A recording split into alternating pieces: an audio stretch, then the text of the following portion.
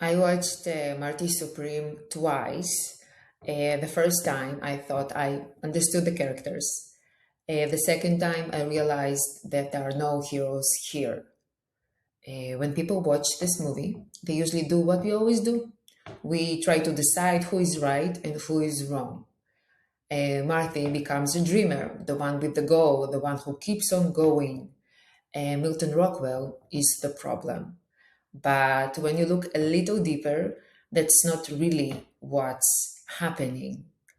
On my second watch, I started noticing a pattern. Marty doesn't really see people, he uses them partners, family, friends. Almost every interaction becomes a move. Every person becomes part of the process of him becoming a star. And it's not because he's evil, it's because he needs to become someone recognized, exceptional, powerful. And in that process, he doesn't really listen to the people closest to him, even when they try to tell him the truth, how they feel. At some point, you realize this story is not about success at all. It's about a person who decided, consciously or not, that being nothing is unacceptable. So he builds a life around becoming someone. And once you see that, everything starts to connect. The way he speaks to people, the way he disappears when things get uncomfortable, the way he hits exactly where it hurts the most. It's not random. He knows how to make people feel guilty, responsible, and act in order to help him. Even though he says that he never accepts help and tries to do everything by himself, his actions show the opposite. There is a gap between what he thinks about himself and how he actually lives. And that's why, when you look closely, you see something else.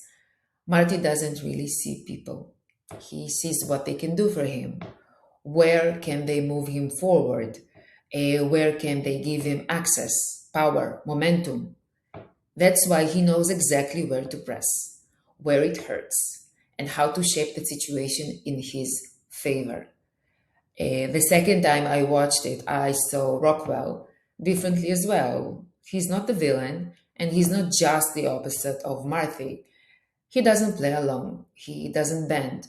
And there's a moment where he makes it very clear, especially when Marty tries to reach him through his son, that this is not acceptable. When Rockwell says, "You have no power here," Marty realizes he is a child playing in an adult's world. It's a profound moment of humiliation because he can no longer pretend he has power or control. There's a deeper conflict in the movie. We thought that if we work hard, stay focused, and devote ourselves to a goal, we will get there.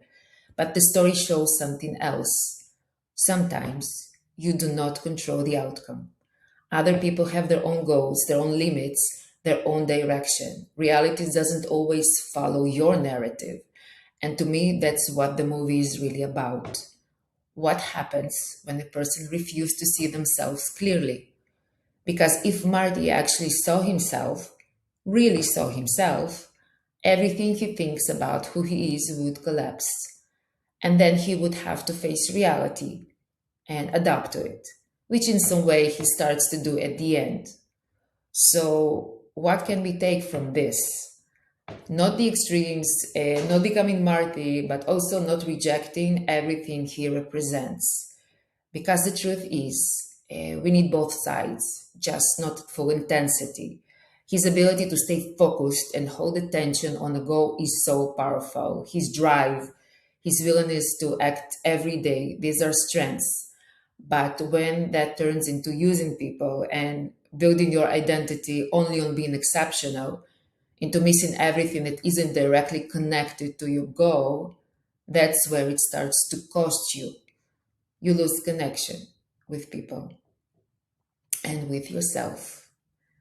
And life has a way of bringing you back to that, to who you really are, again and again, until you actually accept it and move from there.